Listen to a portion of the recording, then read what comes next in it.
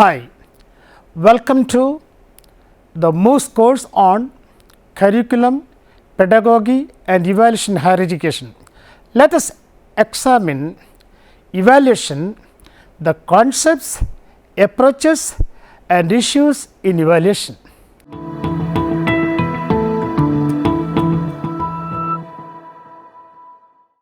Evaluation is a process of passing judgment with a specific goal in mind. It is a higher order thinking skill as mentioned in the Bloom's taxonomy of instructional objectives. According to Cambridge Online Dictionary, evaluation is the process of judging or determining the quality, importance, amount or value of something. It is the process of ascertaining the value of something based on some predetermined criteria. Bradfield and Murdoch consider evaluation as the assignment of symbols to phenomena in order to characterize the worth or value of a phenomena, usually with reference to some cultural or scientific standards. It is a process that involves information gathering, information processing and judgment formation leading to decision making. Let us see evaluation in the educational context. Evaluation is one of the three major components of the educational realm, the other being teaching and learning. Education evaluation is the continuous assessment of all available information concerning the student, concerning the teacher and concerning the teaching learning process as a whole and the learning outcomes. It includes the academic as well as the administrative domains of education. Evaluation is the structured interpretation and giving of meaning to predicted or actual impacts of proposals or results. It compares the predetermined objectives and verifies whether the performance was the expected or predicted or not.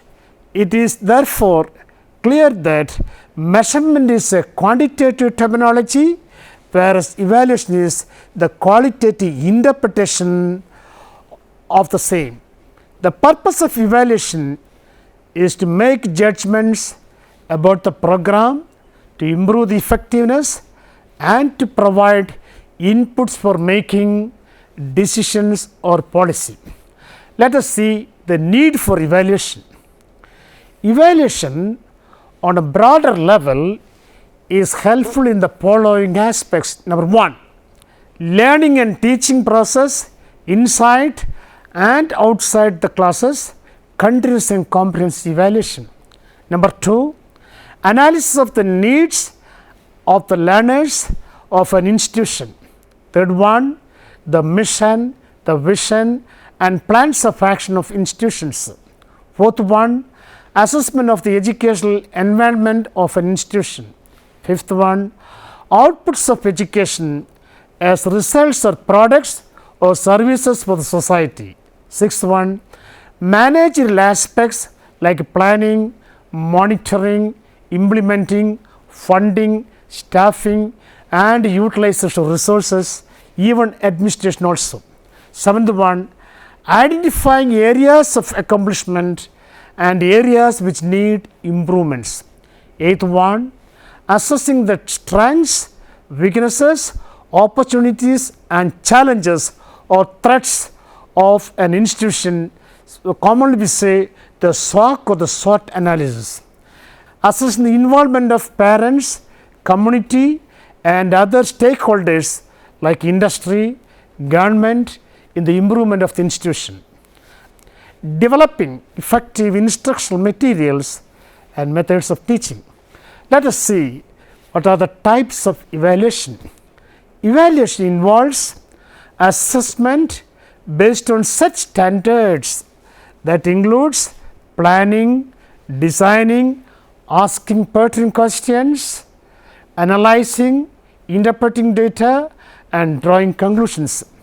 There are two major types of evaluation of a teaching learning process visibly: formative evaluation and the other the summative evaluation. Let us examine what is formative evaluation. Formative evaluation is a kind of evaluation which is used during the teaching learning process. Underline, it is during the teaching learning process. The purpose of formative evaluation is to present a measure to both the student and the teacher and appraise them of where they stand in the process of action. The teacher asks questions based on the topics learned by the students on that particular day and the educand's responses. Based on the responses, the teacher is able to assess the effectiveness of this evaluation. Teaching learning process in terms of how much the students have understood the particular content matter. This provides feedback on how to take the class further forward so that a satisfactory accomplishment of a predetermined objectives are attained. Let us see the advantages of formative evaluation. They are: number one, it leads to the development of knowledge and skills. Number two, it leads to the achievement of the predetermined objectives. Number three, it provides immediate feedback on the effectiveness of the ongoing teaching learning process. Immediate feedback of the effectiveness of the ongoing teaching learning process. The fourth one, it helps in continuous improvement of the teaching learning process. Fifth one, it helps to devise goals and plans for the future. However, formative evaluation has got some disadvantages too. Let us see what are the disadvantages or demerits of formative evaluation. Number one, it is a time consuming process and requires a lot of resources for effective implementation. It is a tedious process. It is not effective for assessing the overall knowledge or skills attained by the student. It need not be objective, as the subjective bias of the teacher can creep into the evaluation process. Let us examine the second one. What is summative evaluation? Summative evaluation is the kind of evaluation done at the end of a unit, semester, year or course program to evaluate the students' learning outcomes at the end of that particular phase, comparing it against some standards or benchmarks. This type of evaluation summarizes the level of what the students have achieved in terms of knowledge, skills, attitudes or any other psychosocial constructs. Let us see what are the advantages of summative evaluation. Number one, it is a more comprehensive assessment of students' achievement or attainment over a period of time. Number two, it assesses the overall level of knowledge or skills of the students. Number three, by and large, it is a satisfactory assessment of the teaching learning process or training program. Number four, weak spots in students' learning can be identified. Number five, it is a useful input for devising innovative and effective instructional designs. Number six, it is useful for predicting the future course of action to be taken for academics or for career programs. Let us examine what are the disadvantages of summative evaluation. Number one, it is a time consuming process. So, immediate feedback is not possible. So, it can be a demotivator too. Number two, it does not give scope for rectification of defects of learning. So, no remedial measures is possible in summative evaluation. It need not be an accurate assessment or reification in learning. Number 4, it can develop anxiety or tension among the students, leading to distress. The following types of evaluation are also in vogue. They are briefly explained as concurrent evaluation. Let us see what is concurrent evaluation. It is a process in which teachers, students and other stakeholders discuss the progress of a teaching learning program or project, each sharing their perceptions of what is going on well and what requires improvement, resulting in modification of the practice in the remaining part of learning program or the project concerned.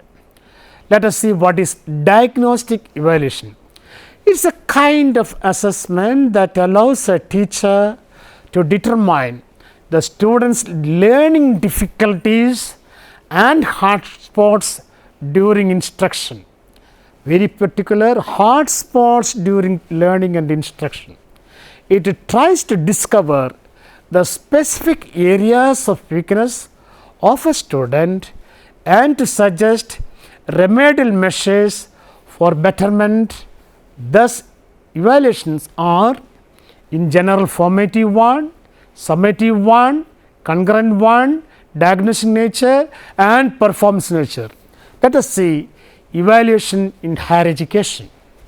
Evaluation in higher education is an effective mechanism to ensure the quality of higher education not compromised. It acts as a means to promote reflection and innovation on curriculum planning and implementation. In higher education, evaluation is done basically at 3 levels: evaluation of the process, evaluation of the product or the outputs and evaluation of the system.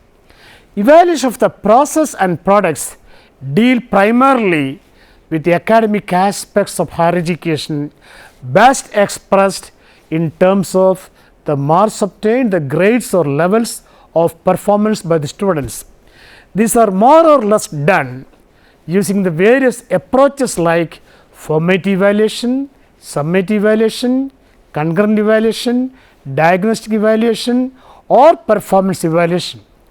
Evaluation of the system or systemic evaluation deals largely with the administrative aspects of the course, which includes planning, organizing, directing, staffing, administration, budgeting, procurement and utilization of manpower and material resources.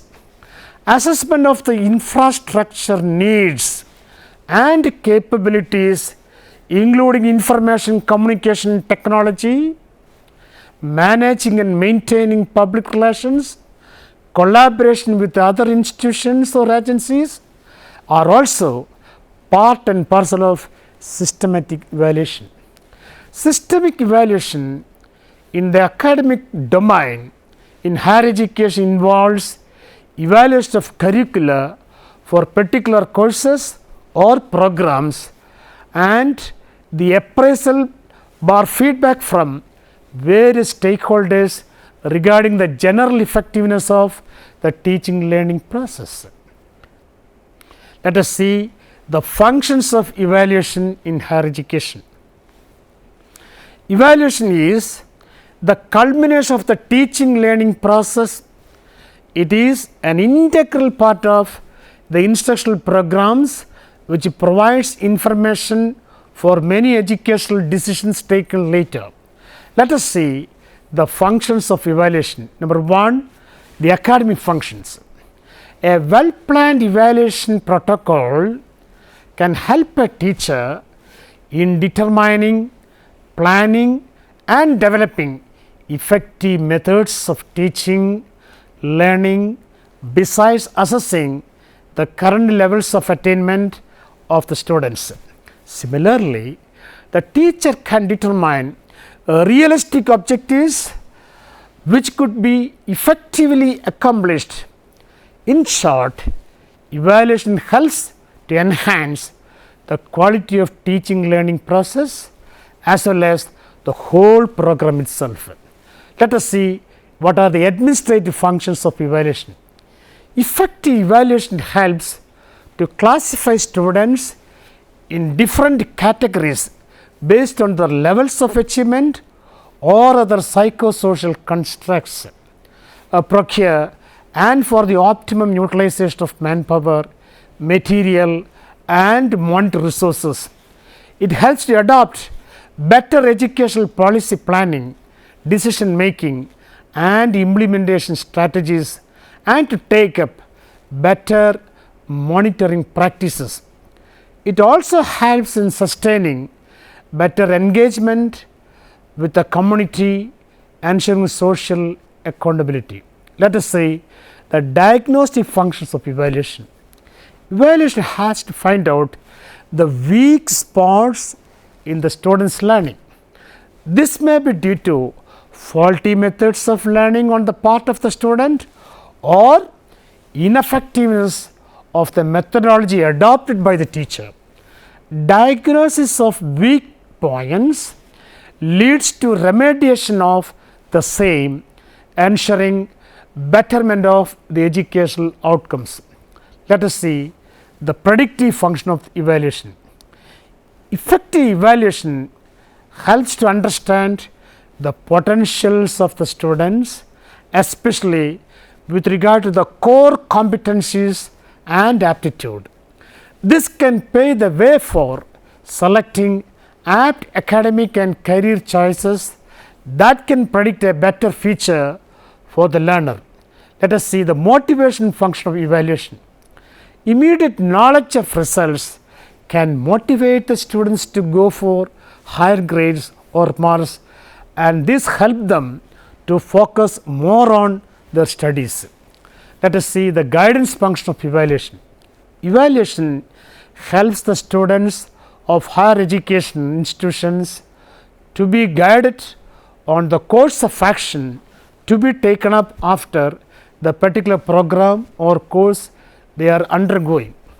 It can provide self guidance to the learner as well as an evaluation procedure which is self reference to the learners themselves about their weaknesses and strengths and to pursue their own course of action. Placement function of evaluation also embedded in this function of evaluation. Let us the development function of evaluation. Evaluation provides inputs for the overall development of the whole institution and the system by ensuring all round improvement of the development of all of its component stakeholders, namely teacher, students and the community. Let us see the research functions of evaluation. Evaluation paves the way for further researches to enhance the efficiency of the teaching learning process as well as the managerial or the administrative aspects. Let us see the different approaches to be held in evaluation. A satisfactory program of evaluation or systemic evaluation has two parts: process evaluation and outcome evaluation. Process evaluation deals with the process of implementation of the program and whether that process is attributing to the success of the program or not. Outcome evaluation is concerned with the transformation that has happened as a result of the program or the system. Let us see the process based evaluation, goal based evaluation approach, or sometimes it may be called as objective oriented approach.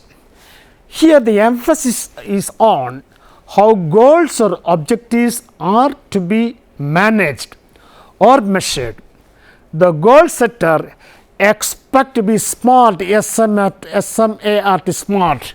That means it should be specific, measurable, achievable, realistic and time bound smart. This approach starts with the prefixed objectives and goals of the program or system and seeks to assess whether it has been able to realize all the objectives.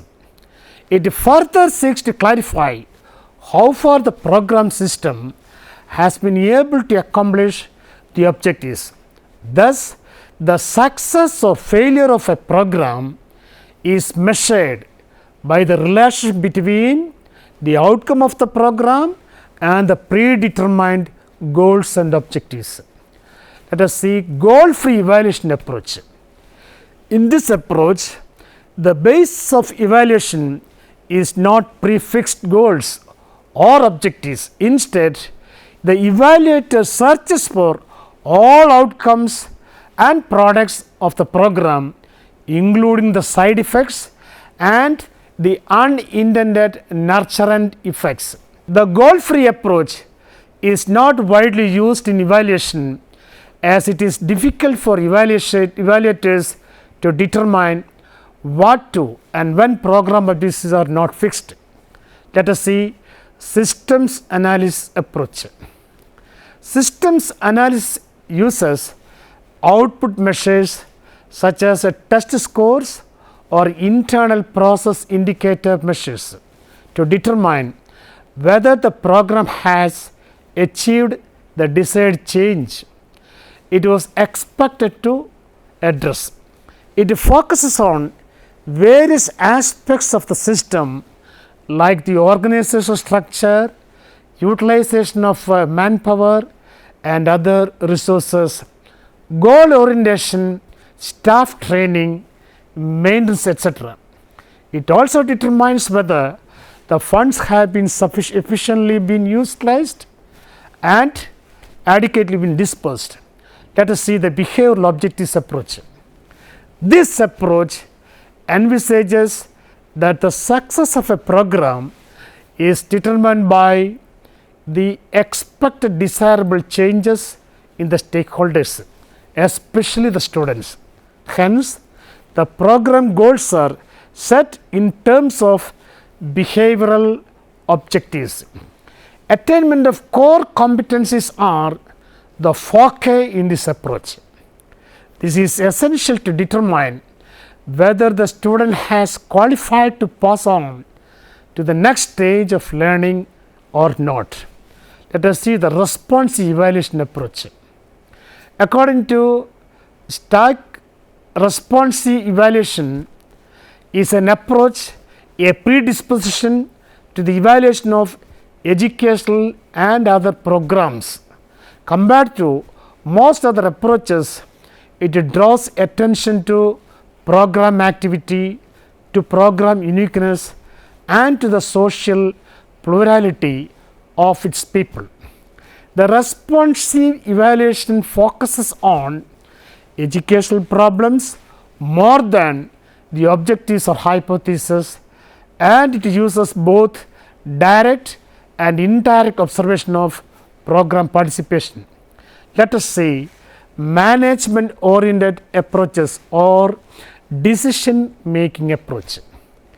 In this approach, the evaluators and managers work closely together to identify the decisions that must be taken based on the challenges, choices and consequences of the choices, so that pertinent information is obtained to take the apt decision. The acronym CIPP stands for the 4 types of decisions taken in the perspective of a program: context, input process and product. Context evaluation depicts the working environment of the organization. Input evaluation determines the use of apt resources to meet program goals, and the process evaluation provides feedback of all the various tasks undertaken. Product evaluation measures and interprets the behavioral and material attainments during and after the program. Case study approach. This approach uses techniques such as interviews, surveys, and observations to examine how people as individuals or cases view the program. A group of people or unit can also be considered as a case. Let us see the expertise oriented approach. This approach utilizes the direct application of the professional expertise to judge the quality of a program. The services of experts in the field is made use of for this purpose. Professional review is a terminology that is common nowadays. Accreditation by recognized professional bodies is considered a benchmark for assessing quality and efficiency of programs, especially in education sector. Agencies like the University Grants Commission, the UGC, the National Assessment Accreditation, NAC, All India Council for Technical Education, AICTE, National Council for Teacher Education, NCTE, etc., have statutory powers to accredit higher education institutions across the country. Let us see the participant oriented approach or participatory evaluation approach. The stakeholders, especially the participants or students, are considered the primary evaluators for assessing the effectiveness of a program. The primary objective of participatory evaluation is to improve the program performance by involving key stakeholders in evaluation design and decision making. All the predetermined objectives or course of action is reflected by the appraisal given by the internal stakeholders, that is the students themselves. This is more qualitative in nature than quantitative. And let us see what are the issues inherent in evaluation. Issues in evaluation can be discussed under two heads: issues related to teaching learning process and issues related to program or course based programs. Let us see issues in evaluation in teaching learning process. The following are the issues in evaluation in the teaching learning process. Number 1, inadequacy of formative assessment. Number 2, faulty communication strategies used by the teachers in framing questions or eliciting answers. Number 3, reliable, valid and appropriate learning assessment strategies and tools to cover all the course learning objectives are not easily available. Number 4, producing or adapting learning assessment tools that are appropriate, fair and easily understood is not so easy. Inadequacy of summative assessment to evaluate deep conceptual understanding and innovative problem skills and other psychosocial competencies. Not having learning assessment strategies that are suited to different learning styles of students. Lack of foolproof continuous and comprehensive evaluation strategies. Lack of expertise on the part of teachers in using inclusive and comprehensive strategies like a portfolio assessment.